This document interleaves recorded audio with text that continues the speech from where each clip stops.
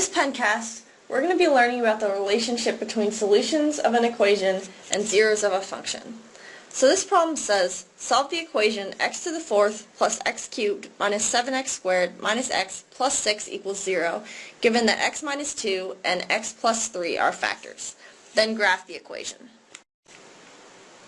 Alright, so there are two ways to solve this problem. The first one would be using long division.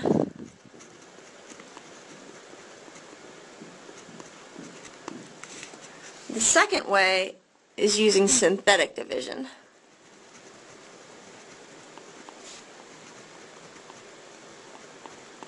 In this pencast, we're going to use synthetic division since that's actually a little bit simpler.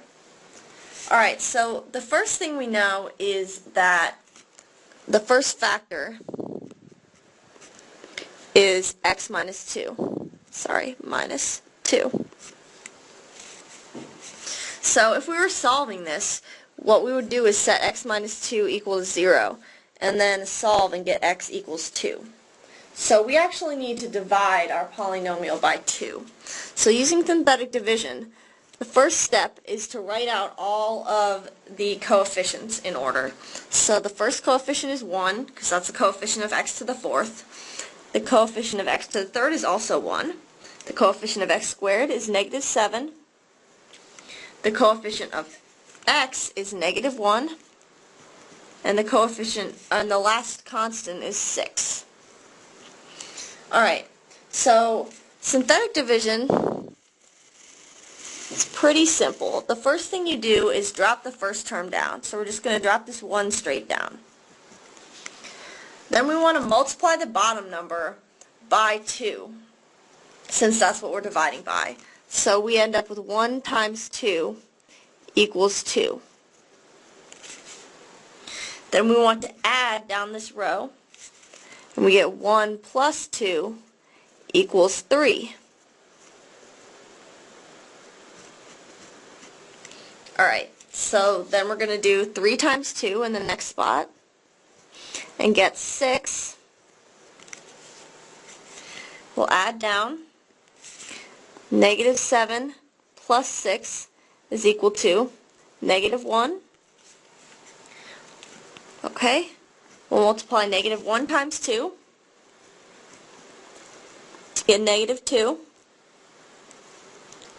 Then we're going to add down. Negative 1 plus negative 2 equals negative 3. Then we'll multiply negative 3 times 2 and get that equal to negative 6. Then we have 6 plus negative 6 equals 0. So when we end up with a 0 in the last spot, that means we found a solution. We already know that 2 is a solution, but what we can do from this is take these numbers that I've boxed on the bottom, and those are going to be our coefficients of our new polynomial after we factored out x minus 2. So starting all the way from the right, we have a negative 3, and then we have a negative 1, x, and then we have a positive 3, x squared, and then we have a 1, x cubed. Alright, so as you can see, this is our new polynomial. So now we know that our next factor is x plus 3. So if we were going to solve, we would do x plus 3 equals 0, and we'd solve and get x equals negative 3. So our solution is negative 3. So we're going to do synthetic division again, except for this time we're going to use negative 3. We're going to put our coefficients of our new polynomial in here. So 1, 3, negative 1, and negative 3. Alright, so same process as last time. Drop the 1 down. 1 times negative 3 is negative 3. Add those together and we get 0. 0 times negative 3 is 0. Add together to get negative 1. Negative 1 times negative 3 is positive 3. Add those together to get 0. Alright, so we know we have another solution. Alright, so now we can use these coefficients again to write our new polynomial. So we have minus 1 plus 0x plus 1x squared. So that's the same as x squared minus 1. Okay, so we might recognize this as a difference of squares.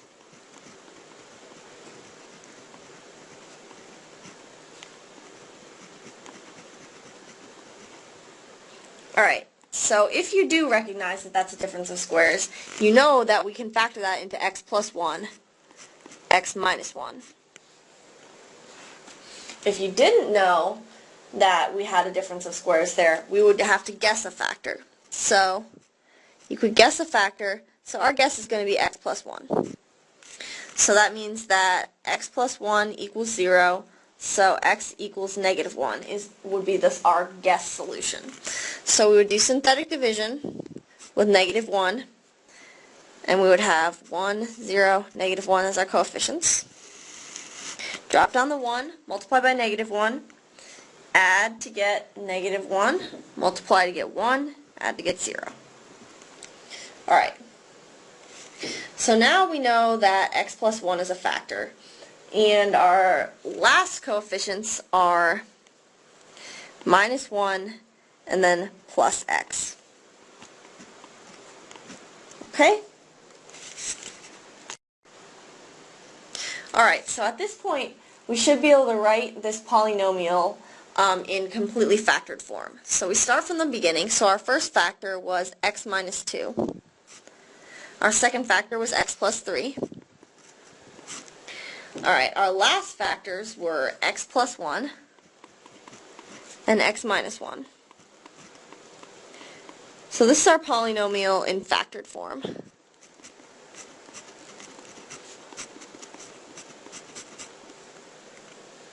Alright, so the last thing that the problem asks us is to graph the equation.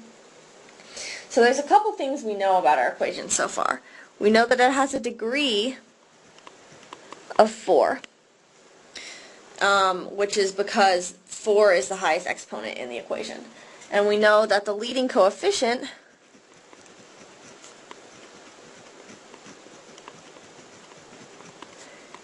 is 1, since 1 is the coefficient of the x to the 4th term. From that, we can tell a few things about the end behavior. We know that as x approaches infinity, f of x, or the function, is going to also approach infinity. And we know that as x approaches negative infinity, our function is going to approach infinity. Okay, so let's go ahead and draw some axes to graph this equation on.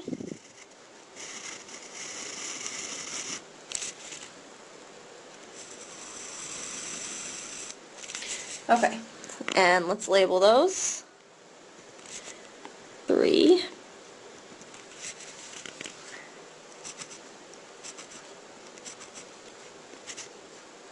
3.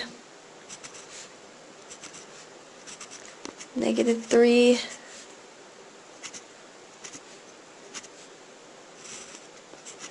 Negative 3. Okay, so the first thing we can do is graph all of the zeros or solutions of the function, because we know that the solutions of the function are going to lie on the x-axis. So our first solution that we were given was 2. Our second solution was negative 3. Our third solution was negative 1. And our fourth solution was positive 1. Alright, so the other thing we know is the end behavior, so that we know that from positive 2 we're going to be going to infinity. So we know that we're going to be going up from that point. And we know that from negative 3 we're also going to be going towards infinity. So we know we're going up from that point as well. So now all we need to do is graph in the middle. So if we're just sketching this graph, we know that it has to go underneath the x-axis and then come back up to hit this 0. Cross the x-axis again and come back down to hit this 0. Then cross again and come back up. So this is how you sketch the graph of that equation based on its factors.